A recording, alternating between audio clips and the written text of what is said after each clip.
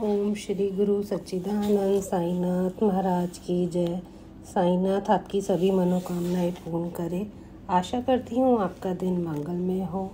आज की कथा का नाम है साई शब्द का अर्थ। इधर विश्वनाथ तक यह सूचना पहुँची तो उसे काटो तो खून नहीं, दांत पीसकर सूचना देने वाले से बोला, बड़ा साई बना फिरता है, जरा उससे पूछना तो सही कि साई शब्द का अर्थ भी पता है। जाने कहाँ कहाँ से मुंह उठाकर आ जाते हैं।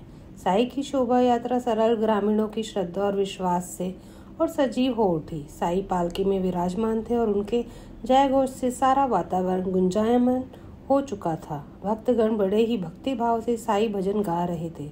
महिलाएं बाबा पर पुष्प वर्षा कर रही थी। साई की पालकी द्वारका माई तो उन्हें आसन पर बिठाया गया और वहीं विश्वनाथ के भेजे हुए जासूस ने सबके बीच पूछ लिया, साई शब्द का अर्थ क्या है। बाबा से तो कुछ न छिपाता। वह जानते थे कि विश्वनाथ ने ही उसे इस तरह के प्रश्न करने के लिए भेजा है। बाबा सबके बीच निरुत्तर हो जाएं और वह सबको कह सके कि वह उनसे अधिक विद्वान है। बाबा ने उत्तर दिया, साई शब्द में 2 अक्षर है, सा तथा ई।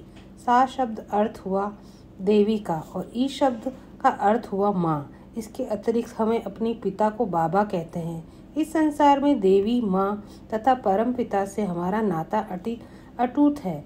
जो मुझे साईं कहकर अपना लेते हैं वह आजीवन उनके सुख दुख का भार वहन करता हूँ, उन्हें अपना मान लेता हूँ। बाबा के ये वचन सुनकर भी सभी धन्य हो उठे।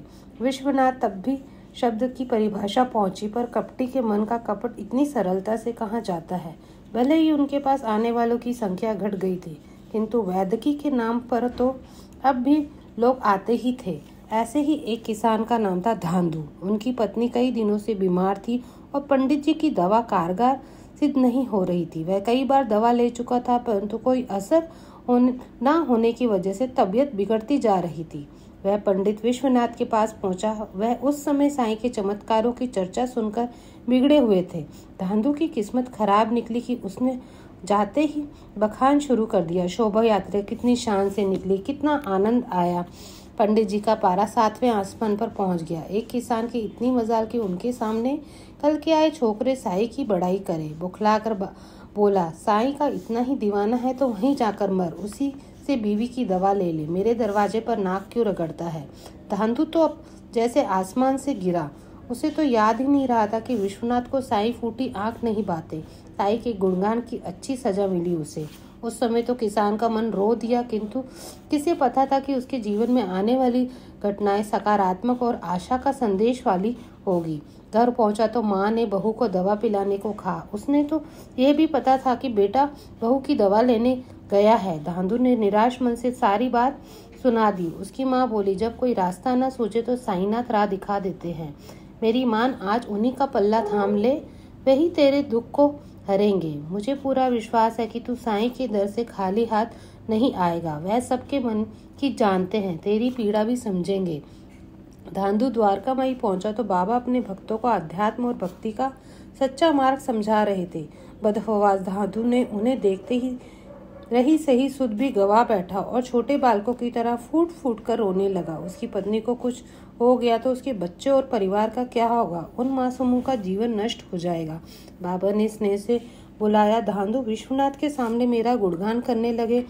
बड़े भोले हो, इतना भी नहीं जानते कि वह तो ईर्ष्या से भरा हुआ है। तुमने अपना धर्म निभाया और अब हमारी बारी है। पंडित ने दवा नहीं दी तो क्या हुआ, अल्लाह मालिक है। यह कहकर उसने किसान के हाथ में भभूत थमवा दी। धांधू आश्चर्यचकित था। उसने भी अभी बाबा से कुछ कहा ही नहीं था कि जैसे ही उसके आने की प्रतीक्षा में थे, हाथ में विभूति आते ही वह साष्टांग कर घर को भागा। पत्नी राधा की दशा गिरती जा रही थी। एक एक पल भारी पड़ रहा था। उसके जाते ही पत्नी के माथे पर भभूत मल दी। देखते ही देखते उसकी स्त्री ने आंखें खोल दी, जो जाने के कितने दिनों से मरणासन अवस्था में बेसुध पड़ी थी। उसके चेहरे की मुस्कान तो सबको आश्वस्त किया। धांधु मन ही मन तय किया कि कल बाबा को धन्यवाद देगा। उनकी भभूति के कारण राधा को आराम आने लगा। भागदौड़ से थका हुआ टूटा भांधु कुटिया के बाहर बिछी चारपाई पे विश्राम करने लगा। माँ किसी काम से पड़ोस में गई थी और उसके बच्चे उसकी बहन के साथ बाहर खेल रहे थे। अचानक घर के चूल्हे से धुएं उठते उनका ध्यान आकर्षित हुआ। उन्हें लगा कि कहीं आग नहीं लग गई हो। वैसे ही वृद्धावस्था व नेत्रहीनता के कारण माँ सारा काम नहीं संभाल पाती है। घर के भीतर गए तो आंखें फटी की फटी रह गई। पत्नी राधा चूल्हे पर भोजन पका रही थी। वह तो उसे बिस्तर पर सोते छोड़ गया था। हाँ, उसे होश तो आया था, पर रोग की कमजोरी इतनी थी कि वह बिस्तर से उठ भी नहीं सकती थी। राधा ने उसे देखा तो वह हंसकर बोली, बहुत दिन से बिस्तर तोड़ रही हूँ माँ, पर सारे घर का भार आ गया है। अब साईं की मेहर से बिल्कुल स्वस्थ हूँ। मीठा बना रही हूँ, पहले बाबा को भोग लगा कर आएंगे, फिर तुम्हें खिलाऊंगी। कितने दिन हो गए तुमने अपने हाथ से कुछ भी पकाकर नहीं खिला सकी। धांधु को तो जैसे काट मार गया हो। वह बोलो, क्या सच राधा, तुम बिल्कुल स्वस्थ हो? तुम्हें रोग के कारण कोई कमजोरी तो नहीं हो रही? नहीं, मैं पहले से अधिक ताकत महसूस कर रही हूँ और मुझे पता है कि बाबा की भभूत का कमाल है। माँ ने मुझे सब बता दिया कि किस तरह विश्वनाथ ने जब दवा देने से इनकार कर दिया तो आपने बाबा की शरण ली और उन्हें अपनी भभूत के चमत्कार से मुझे मौत के मुंह से जाने से बचा लिया। उस रात धांधु और उसकी पत्नी हलवे का भोग लेकर बाबा के पास पहुंचे और महीनों से बीमार पड़ी राधा को देखकर सबके बीच खलबली मच गई। बाबा के जयघोष से मस्जिद का रोम रोम पुलकित हो उठा। ओम श्री गुरु सच्चिदानंद साईनाथ महाराज की जय। आशा करती हूँ मेरे द्वारा सुनाई साई कथा आपको पसंद आएगी। प्लीज़ लाइक और सब्सक्राइब करें।